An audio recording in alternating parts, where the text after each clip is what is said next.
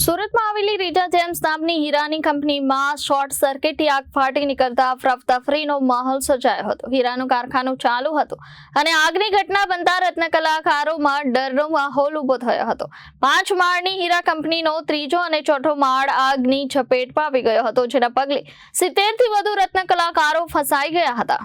ઘટનાની જાણ થતા 5 ફાયર સ્ટેશનની બહારથી વધુ ગાડીઓ ઘટના સ્થળે દોડી ગઈ હતી અને રત્ન કલાકારોનું પ્રથમ રેસ્ક્યુ કર્યું હતું।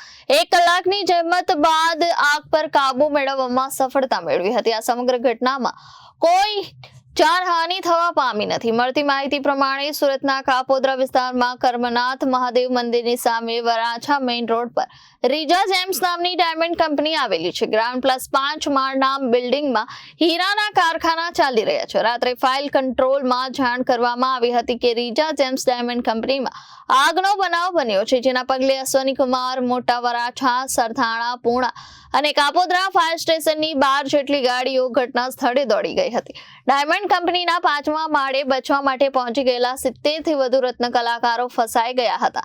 ફાયર વિભાગના જવાનો દ્વારા તાત્કાલિક આગ પર કાબુ મેળવવાની સાથે રત્ન કલાકારોને રેસ્ક્યુ કરવાની કામગીરી હાથ ધરવામાં આવી હતી। દાદર સુધી પહોંચી ગયેલી અગ્નિ જ્વાળાઓને કાબૂમાં કરીને તમામ રત્ન કલાકારોનું રેસ્ક્યુ કરવામાં આવ્યું હતું। Bureau report Janadesh news Surat.